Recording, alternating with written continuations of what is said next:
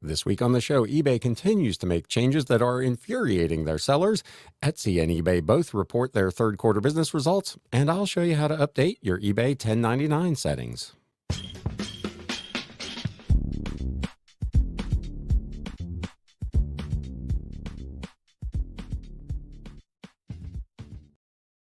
What is up, Galaxians? Welcome to episode number 271 of the Galaxy CDs Rocks and Flips Reseller Talk podcast. As you can tell, I still do not have full fantastic use of my voice. I am still dealing with some stuff. So hopefully this is acceptable. It's as good as it's going to get. So we've got a little bit of stuff to go over today. Like I said, eBay and Etsy both reported third quarter business results. eBay's were kind of okay. Etsy's not so much. We've got a couple of other updates from eBay, a quick update from Mercari. But the first thing I wanted to do, a couple of weeks ago, we talked about how eBay was going to change their default setting on your 1099K to be electronic, effective on either October 30th or 31st. And I've had a couple of people that have reached out to ask, how do we change that? So first thing we're going to do, we're going to take a look at that.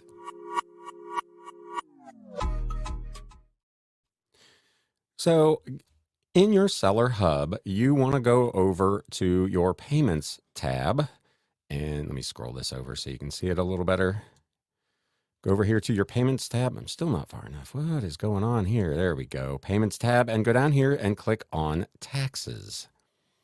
And as you scroll down, you will see your Form 1099K thing is essentially the first thing you'll see. And it says you get a Form 1099K if your sales meet the minimum IRS reporting threshold in a calendar year. Remember, that has been updated for this year. Last year and all previous years, it was $20,000 in sales and I believe 200 transactions. This year, it is $5,000 in sales, and it doesn't matter how many transactions there were. So be aware of that. But the question was, eBay had switched, as you can see here on the screen, everything is defaulted to electronic delivery, and it says you'll receive 1099K forms electronically. If you click this little button, you will get a pop-up that says by updating your delivery preference, you will receive your 1099 forms by physical mail unless you opt in to receive it electronic. So we're doing the opposite of that here. We're opting out of that. Your withdrawal from electronic forms 1099 will be used for all future years unless you change your delivery preference, which you may do at any time. I would not be convinced that eBay will not do this every year to try to avoid mailing out more of these than they have to, that sometime late in the year, they will update it to electronic and you'll have to go back in and do this again. You will continue to receive your Forms 1099K by physical mail prospectively until you consent and opt in to receive it electronically. If that was the case, we wouldn't have to be doing this. And you can update your email or physical address in your account settings under business info or personal information, depending on your account type. Be aware that you obviously want to make sure that your mailing address is correct if you're going to get this form by mail, and that your email address on file with eBay is correct in the event that you want to continue to get it electronically. And that is a separate setting in account settings that I'm not going to get into today. But once you have read through all this and you agree with it, if you just click this update button, it will automatically switch you over to the paper form. That is about as easy as this thing can get. So again, you go to the Payments tab. When it pops up, click on Taxes, go down here to Electronic Delivery, click the little slider button, read those things just to make sure that this is exactly what you want to do, and click Update, and it will change your settings. So for those of you who have reached out to me over the last couple of weeks about that, hopefully that helps you. With that out of the way, let's get into this reselling news. News updates.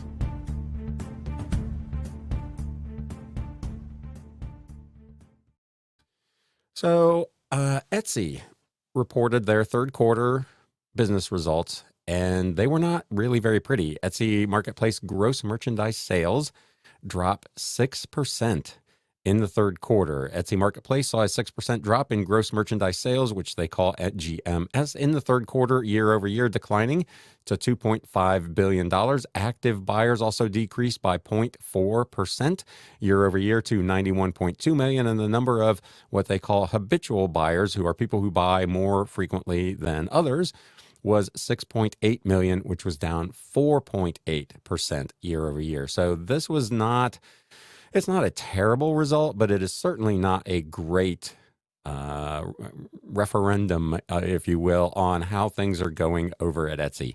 They said their consolidated gross merchandise sales, which includes all of its marketplaces, which remember they also own Reverb and Depop, was 2.9 billion. So only 0.4 billion in sales from those other two organizations. So you can see what they contribute to Etsy overall is not a significant amount. And even that was down 4.1% on a year over year basis and down 4.4% on a currency neutral basis. Part of that was because they continue to face a little bit of headwinds from their sell off of the South American based LO7. A little over a year ago, the CEO, Josh Silverman, was quoted in the earnings press release, quote, "Our third quarter consolidated results came in roughly as anticipated with some incremental pressure on Etsy Marketplace year over year GMS, healthy growth in revenue, and continued strength in our adjusted earnings before interest, taxes, depreciation, etc. We made excellent progress improving Etsy Marketplace customer experiences from gifting to quality, a new loyalty program, investing in our app, and more, all of which we believe will drive engagement and frequency over time." So preaching the mantra of patience. While 2024 has been a challenging period for discretionary goods, we are investing with discipline and focus to make Etsy even more Etsy, which we believe will lift our boat when the tide comes back in again. This article appeared over on E-commerce Bytes. So essentially they're saying, stick with us, investors. We know things don't look good now, but we're doing all the right things so that when the economy rebounds, which is what I think they're talking about when the when the tide comes back in, they expect to be well positioned. At least that's what they're saying, to have more success in the future. I don't know that I'm necessarily convinced. You can let me know what you think in the chat or in the comments if you're watching on YouTube or listening on Spotify, what your thoughts are on it.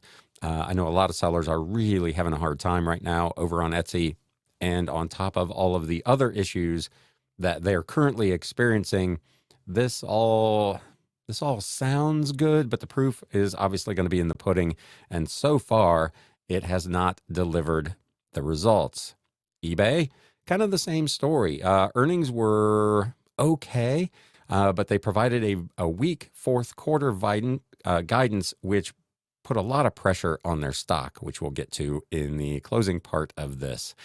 They said, let me get down here, there were some updates on this. Pardon me, eBay has released their Q3 2024 results with weak Q4 revenue guidance, raising questions about fee-free selling and consumer-to-consumer strategy pivot. Important stats from their press release. Revenue was $2.6 billion, which was up 3% on an as-reported and FX-neutral basis. Gross merchandise volume of $18.3 billion was up 2% on an as-reported basis, and they returned $881 million to stockholders in Q3, including $750 million of share repurchases and $131 million paid in cash dividends. So shareholders continued to essentially profit, even though the eBay performance was fairly mediocre. This obviously this was a win. They did post some improvement in both gross merchandise volume and revenue, but 2% is not a huge increase by any stretch. Notably, this article, which is over on Value Added Resource, and of course, these will all be linked in the comments and the show notes down below. They are reversing a $50 million charge in non-recurring legal matters, which was likely money, this article says, that had been set aside for the EPA lawsuit, which was dismissed last month on Section 230 grounds. You may remember we talked about that.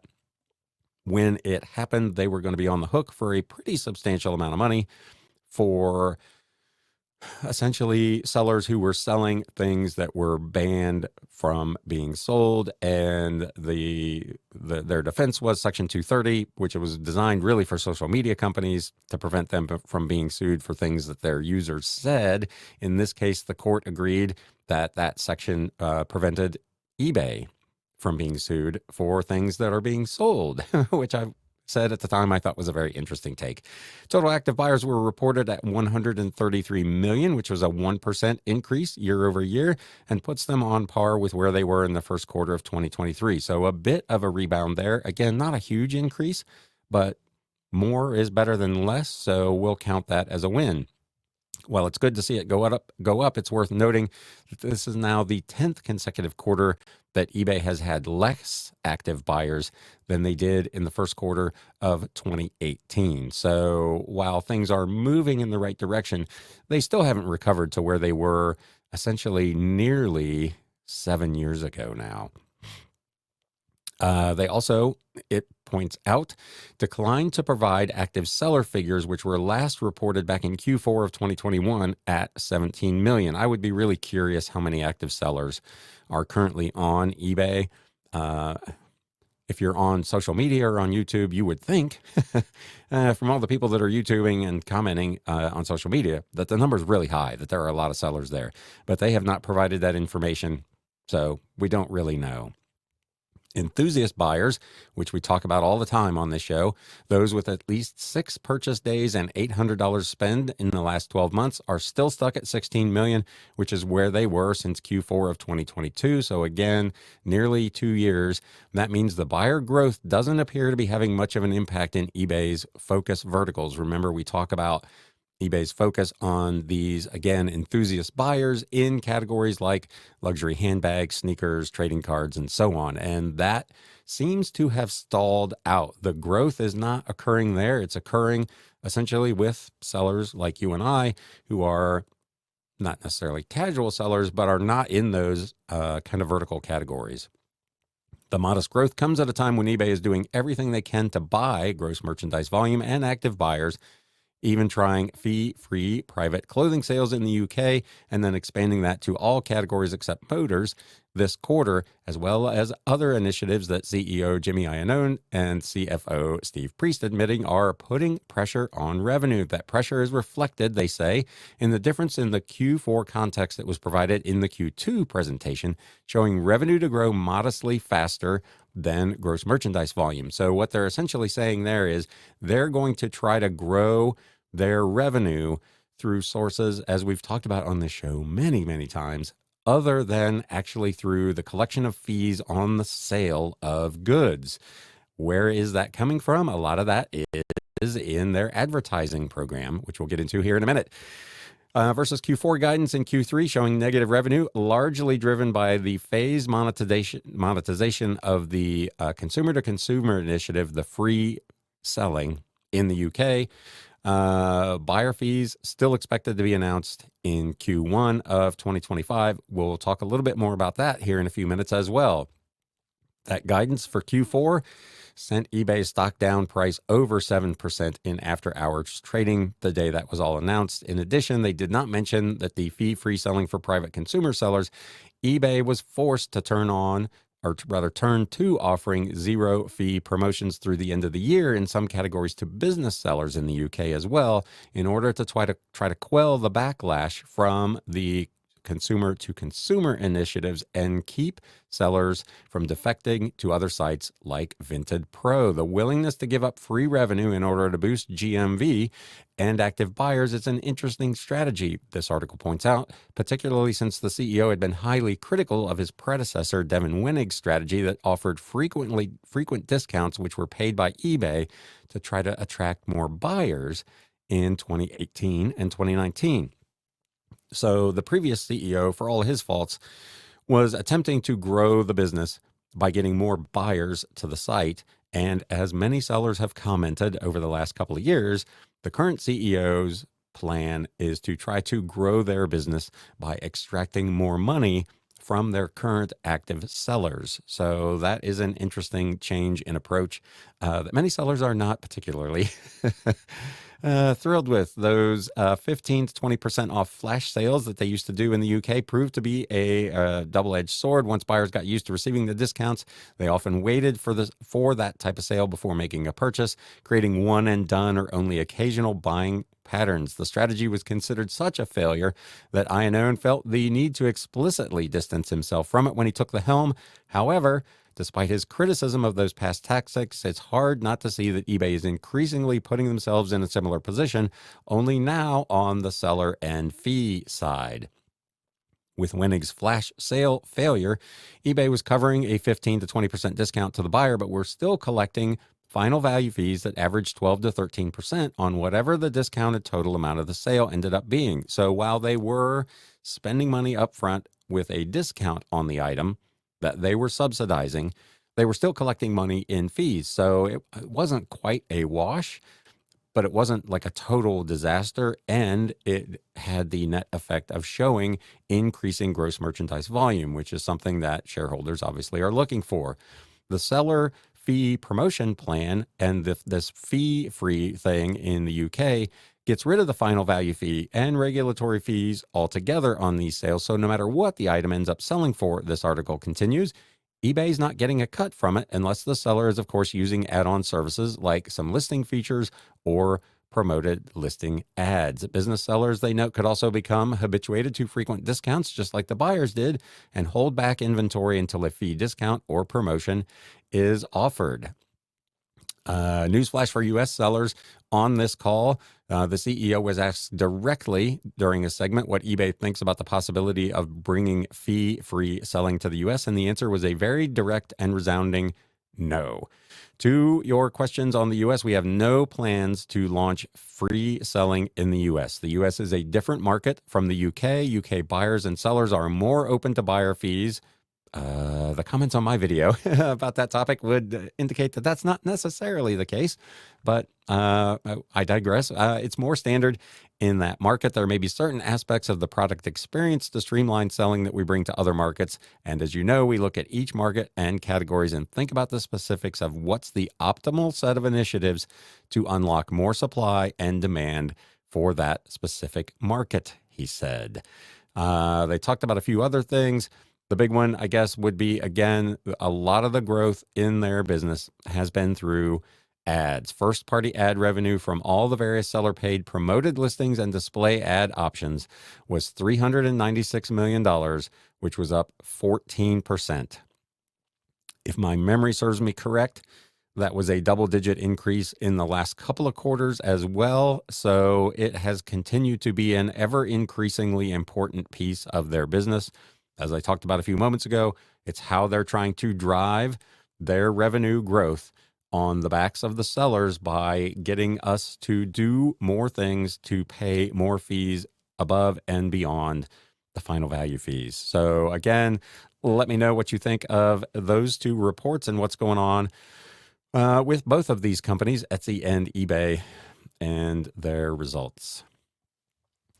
Now to what seems to be becoming a weekly segment here. New additions, new changes over on eBay that are causing disruption and infuriating sellers. The eBay shipping calculator has changed the display and now is showing incorrect data and has also removed some critical information. Sellers took to the eBay community this week to air frustrations about changes to the shipping calculator design that make the tool less useful by removing some critical information and also displaying incorrect data.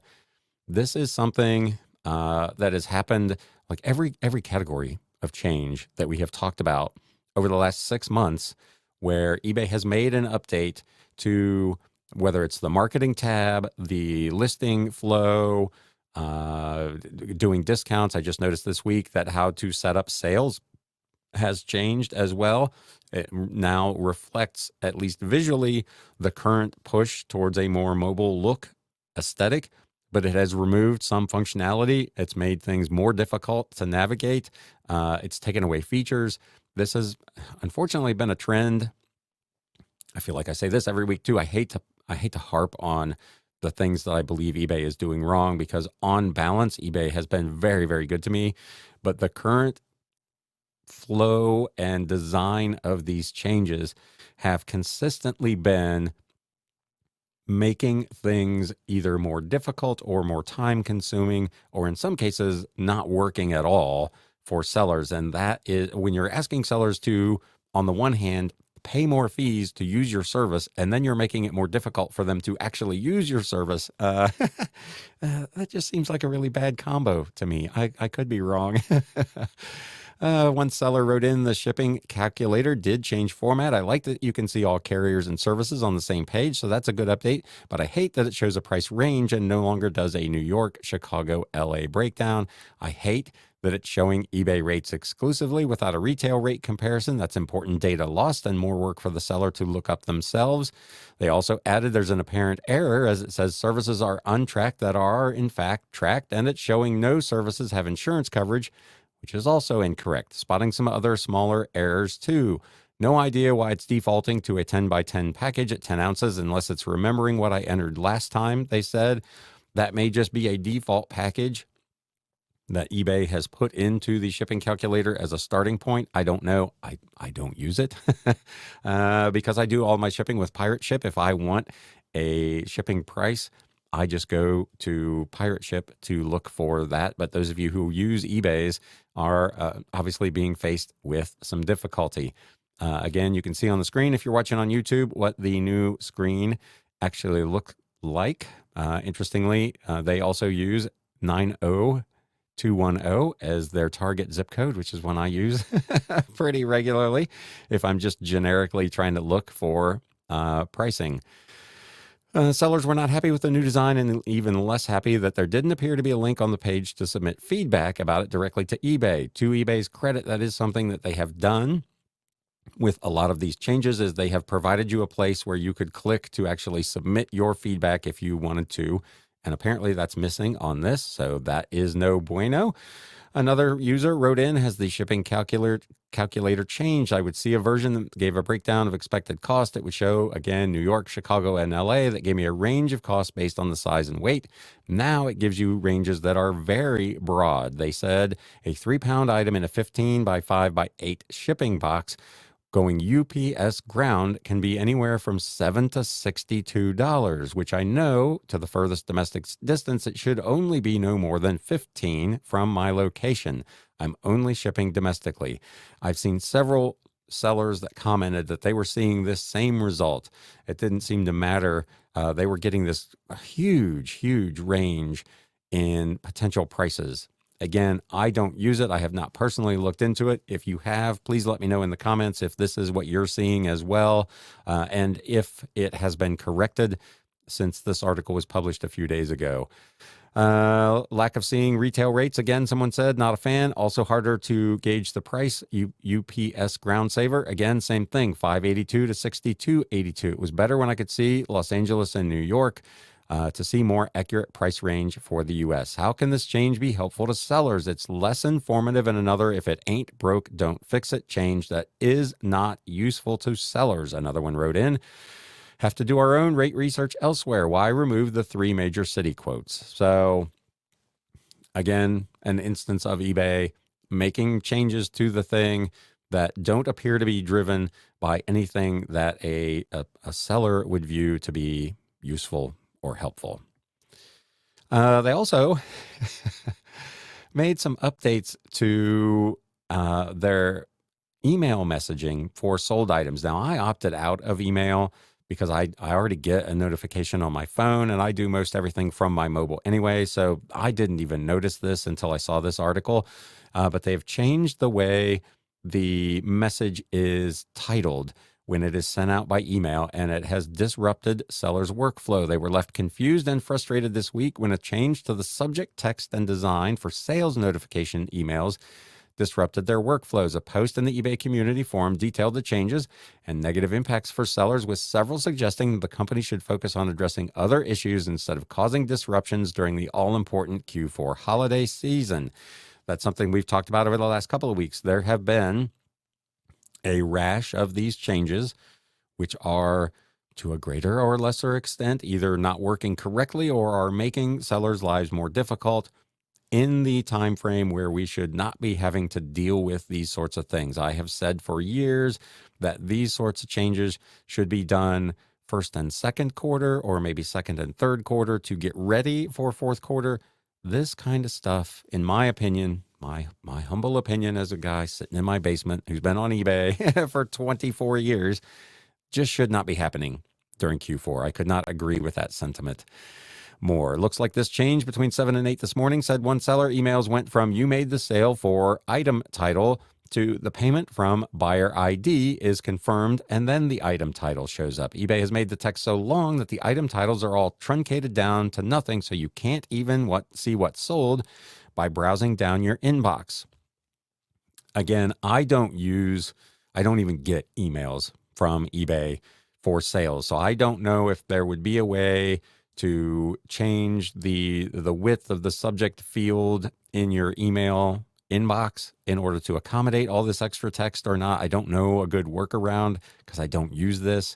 If you know of one, let me know. But a lot of sellers were using this to kind of generate in their head, at least, things that they were going to have to pick.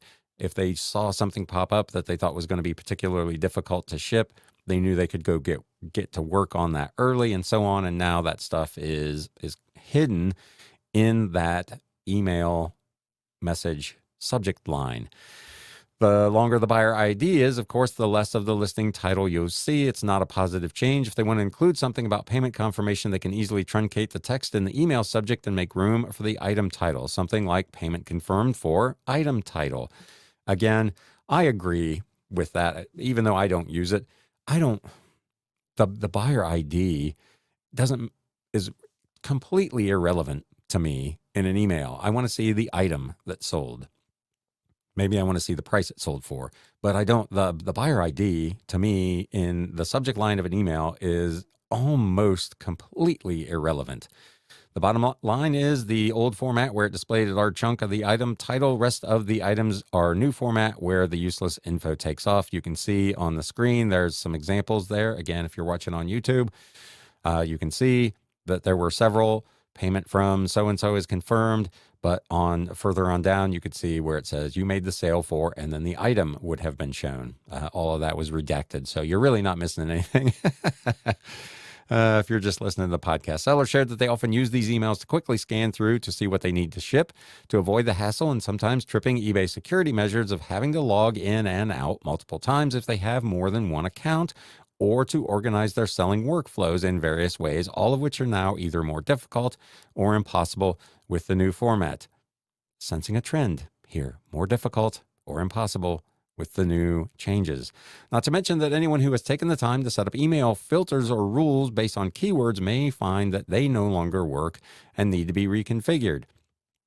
One seller wrote, "I find it helpful to be able to browse down my email inbox and see what sold across various accounts, all in one centralized place without having to log into each separate account. Gives me an idea of shipping volume for the day, as some items take no time to pack and others can be labor intensive, like I just said.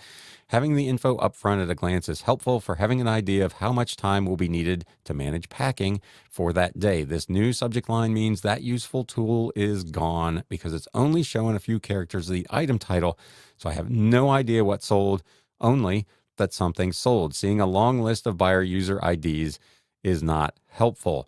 Not having the item title visible is absurd," said another. "The last thing I care about in that email is the buyer's username." Hey, I just said that.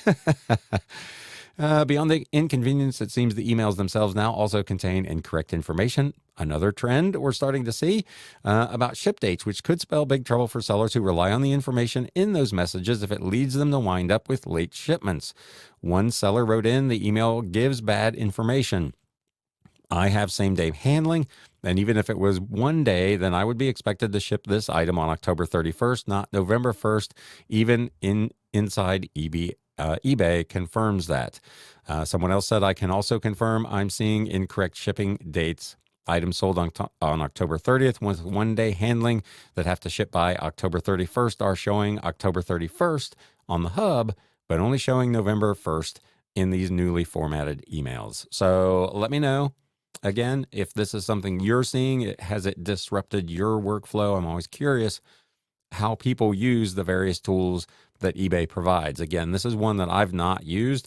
I get literally hundreds of emails a day already. So I've tried to delete as much duplicate communication as possible. I've turned off tons of notifications. I've unsubscribed from a ton of email things so that I don't get 2, 3, 4 notifications for the exact same transaction. So this is not something that I've used, but obviously many sellers have been to good effect, and this change has ruined their workflows. Moving on to Mercari, they sent out, I did not get one of these that I know of, but they sent out a seller survey, which is raising questions about the fee changes and average order values. This is an interesting one, given everything that's gone on with the fee updates and the rollback of those changes over at Poshmark. The experiments that Mercari has done with how they display and how they show the fees and where they show the fees. We talked about a couple of weeks ago that they were running a trial beta where they were lumping the fee into the item price rather than having it shown separately. So they keep trying to find a way to make this thing work. And the most recent one is this survey that went out to sellers raising questions about whether the controversial fee changes might be reversed as average order values and gross merchandise volume continue their downward trend. The site has struggled since shifting the fee burden from sellers to buyers in March, with many saying sales have tanked. And as a result, Mercari is desperately testing tweaks to the program to try to stem the tide of abandoned carts from sticker shock at checkout. A side note, my Mercari sales have fallen off a cliff. I've actually not had a sale on Mercari now in 13 days. I have 9,500 listings currently on Mercari and have not had a sale in 13 days. And I did finally cave in and did the bulk 10% discount, which interestingly only discounted items that were in my shop at the time the fee change was made. It did not lower the price of any listings I had done since then. It only did the oldest listings, which I thought was really interesting. But I did do that. That has had no effect either.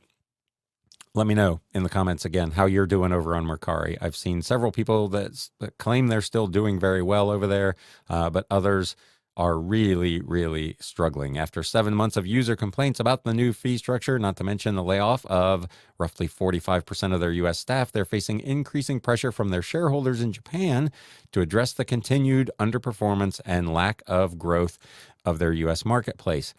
I've talked about this 45% reduction of staff a couple of times and how I thought it might be impacting them. I did have, again, to just give an anecdotal personal experience, I had a need to reach out for some service from Mercari regarding a sale. I submitted my request for assistance, got a pop-up notice, got a message back from them that said, essentially, due to the hurricanes that have occurred recently, their response time was roughly 48 hours.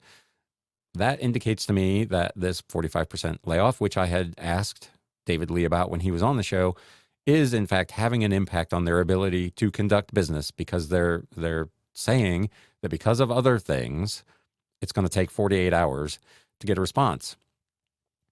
48 hours passed, 96 hours passed. I finally went back in and looked, and my case had been closed by Mercari without ever having messaged me for more details or resolving the case. So I opened another one and I sent messages every 24 hours.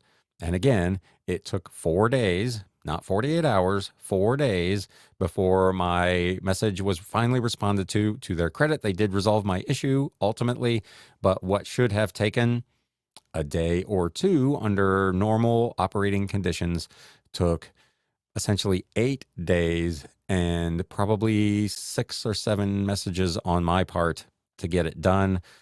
So Mercari is on the struggle bus in that particular area. Again, let me know what your experience has been if you've reached out for any help. To be fair, they're not the only one. Obviously, we've talked about Etsy having issues with customer service, not responding to message. eBay is long notorious for trying to run most things through bots rather than through humans. So this is not exclusive to Mercari, but I wanted to share my personal experience. CEO Shintaro Yamada told investors in September in Japan, while they had seen growth fueled by the general e-commerce pandemic bump, that growth was not sustainable, which has resulted in negative GMV in the US for the last 3 years. So they've not experienced any growth. They've actually experienced negative growth, loss, for the last 3 years. He went on to explain they had reorganized their cost structure and made wide-reaching changes to our fee model in order to address the negative GMV trend, but had not reaped the benefit of those efforts. Interestingly, he also admitted that the new fee structure seems to be driving an increase in lower average order values, with higher priced items being passed up due to the fees at checkout. That is something that I've been talking about since this rolled out. Everybody I've talked to that has looked at an item that is, say, $50 or higher has seen what those fees are, fees that used to be opaque to the buyer because they were not paying them. The seller was paying them as part of their cost of doing business. And for my part, I didn't and don't mind to pay those fees. I'd rather not, but I understand that these companies got to make money too.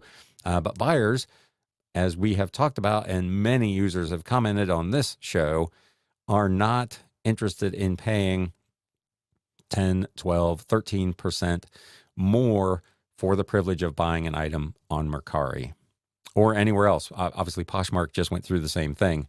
So buyers, as this eBay CEO said, at least in this market, are not interested at all in paying fees.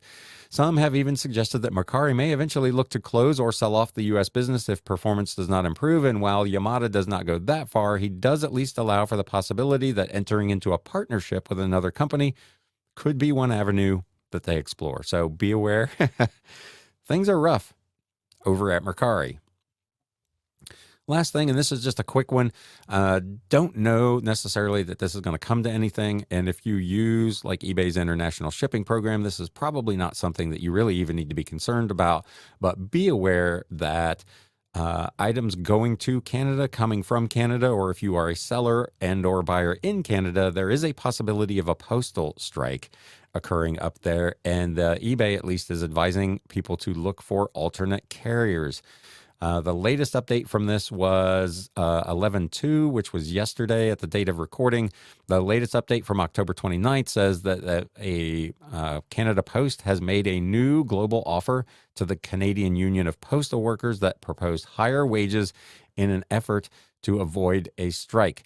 Canada Post has presented new global offers to the Canadian Union of Postal Workers for both the urban and rural and suburban mail carrier bargaining units. We've presented enhanced offers that demonstrate we're serious about reaching negotiated agreements without labor disruption. In a best effort to reach agreements, these modified global offers propose higher wage increases for CUPW represented employees while continuing to protect and enhance what's most important to them. They say both parties must urgently focus on resolving outstanding issues to reach negotiated settlements. When labor disruption would have a significant consequences for the businesses we serve and millions of Canadians who rely on Canada Post, while deepening the company's already serious financial situation. For this reason, we've made the new offers conditional on reaching negotiated agreements without a labor disruption. We remain committed to reaching agreements that not only avoid a work disruption, but also put us in a strong position to invest in the business and our employees and meet the evolving needs of our customers. The union, for their part, responded with a statement saying that the new offers fell short and raised concerns about Canada Post trying to push many issues to binding arbitration.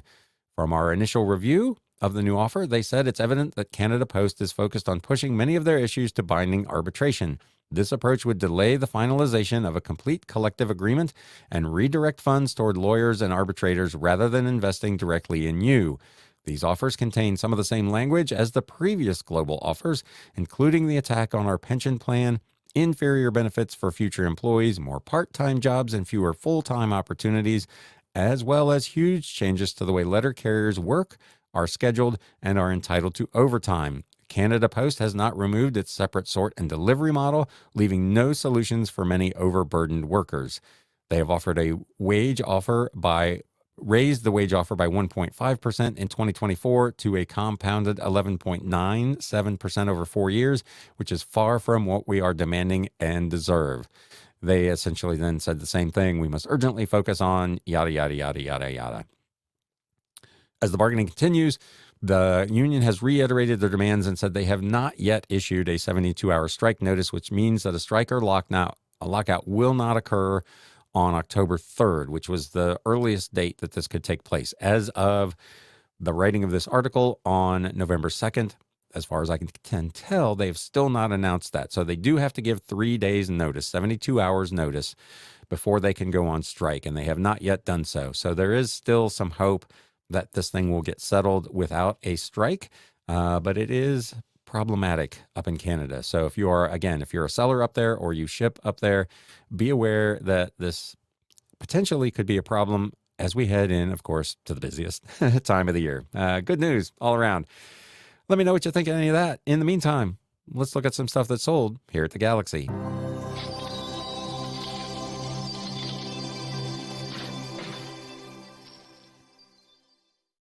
I think I've only got a handful this week. It was actually a really busy week. Again, if you're following me over on Instagram at Galaxy CDs Rocks, I think I had 107 listings that sold across 3 platforms. Did 150 new listings, so I have been quite busy. That's kind of my plan going forward, at least through Q4, trying to get into that 150 listings posted each and every week. We'll see how that goes. Got a couple of big sourcing trips planned for the next week or so that should give me plenty of inventory to work with. So that's my plan. Let me know in the comments what your Q4 plans look like. This first item over on Etsy, this is another one. It's not a big sale by any stretch of the imagination, but we talked over the last couple of weeks about found items, things that I've come across, kind of paper ephemera stuff in other books or in boxes of stuff. And I had a book on bowling, and inside that book there were newspaper clippings from a column from the 1950s. I think it was 1958, called "Improve Your Game: Bowling Tips" by Irving Marsh and Gard Tyrrell from the New York Herald Tribune. Again, these were from 1958. They were small, maybe 2 inches by 1 inch, like a newspaper column with a quick bowling tip. And there were 17 of these just stuck in a book about bowling. I couldn't find anything like that anywhere. I searched by those writers. I searched by the newspaper. I searched by bowling. I just couldn't come up with anything. And I thought these things are too unusual and too unique to not try to do something with. So I listed these things for, I believe, $17.99. Again, there were 17 of them. So just essentially $1 a piece, roughly. Just to see what they would do, just as a bulk listing of the 17. Someone on Etsy bought these on sale at 10% off, so $16.19 plus ground advantage shipping of $4.26. The order total was $22.11. I paid $2.24 to Etsy in fees, $4.26 to ship them. My cost of goods sold was a 0 because these were just stuck in a book and I didn't even know they were there. So my total costs were $8.16. I made $13.95 on a bunch of old newspaper clippings. I'll take it. Moving over to eBay, something that is not media. I talk about from time to time, I like old hats. And if I can find a good deal on old hats, particularly another category that I do well with is railroading memorabilia. I will absolutely do that. And last summer, so I've had this hat for over a year, I picked up a whole bunch of railroading hats for like $1 a piece, $2 a piece. And I've been selling them here and there for pretty good money. This one was Sperry Rail Service, a black and yellow embroidered snapback hat. I paid $2 for this at a garage sale. It sold on an offer for $26.39 plus shipping. So that's not a bad flip. The order total, $34.68. I paid $4.25 in regular fees, $2.43 for the promoted listings fee, $4.21 to ship it, so I made a couple of bucks on the shipping. Cost of goods sold, again, $2. My cost, $15.08, all in. Net profit, $19.60 on a hat. A couple of old books. These were both part of the big 15,000 book lot that I bought 2 summers ago. So I'm into these for about 4 cents a piece. Total cost of goods sold on this is just 8 cents. Phalange, The Axis Secret Army in the Americas by Alan Chase. It's a fourth printing hardcover from 1943. And Seeds of Treason by Ralph de Toledano and Victor Lasky. Second printing hardcover from 1950. One buyer bought both of these on Etsy. After the 10% discount, this sale was $31.48 plus shipping. The order total, $40.88. Again, $3.78 in fees. Cost me $6.13 to ship them. My cost of goods sold, as I mentioned, was a grand total of 8 cents. So my net profit, $28.37 on these two old books about essentially about World War II era history. Another item that is not a book. These can be gold. These old clock radios with the actual flip digits can be really, really good money. Comps on this in working condition are anywhere from like 129 to 179, depending on what kind of shape it's in. This one, unfortunately, did not fully work. It turned on, the radio worked, but the clock did not operate. The little flippy digits did not do the flippy bit. So I took it up to the counter. I was at an estate sale. I asked them how much they wanted for it. She said $15. I said, you know it doesn't work, right? And I said, I'll plug it in and I'll show you. It does not keep time. The digits do not move. I said, I'm willing to buy it for $5, but it doesn't work. If you want 15, that's fine. I'll put it back. And she said, no, that's fine. I'll take $5 for it. So I went ahead and bought it. A Panasonic RC6236 flip alarm clock radio, listed as is, parts or repair only. See description. This was also sold as is, no returns. $5 cost of goods sold. I listed this for $49.99 or best offer. Received an offer of $45. Make 9 times my money. I will take that. Absolutely. The buyer paid $15.50 in shipping. So their total, $63.31. I paid $7.44 to eBay in fees.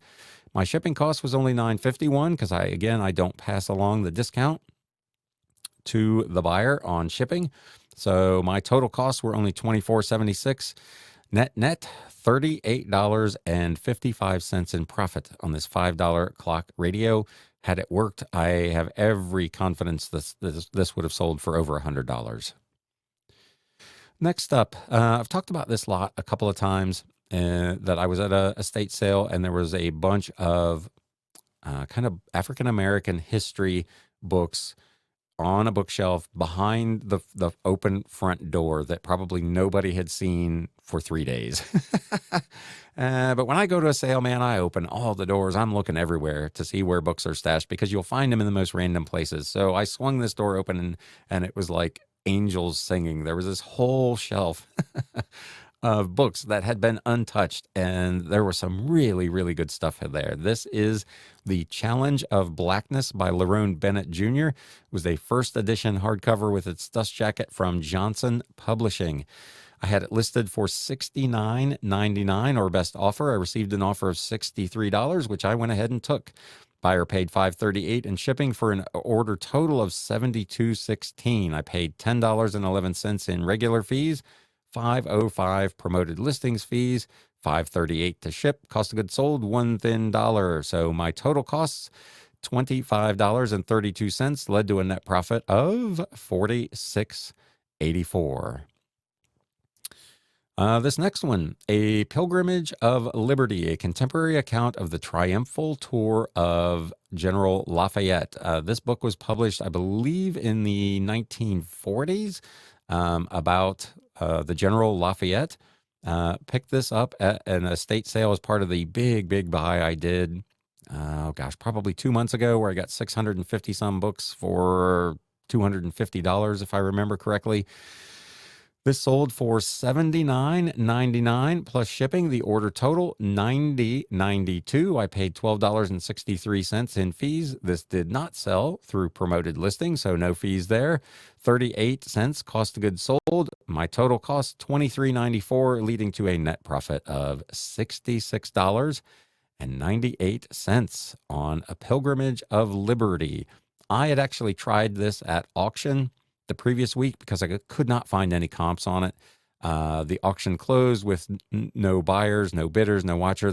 I had started the auction at $49.99, and I decided to go for broke on this, and I listed it for $79.99 just to see what would happen. And within a couple of days, it sold.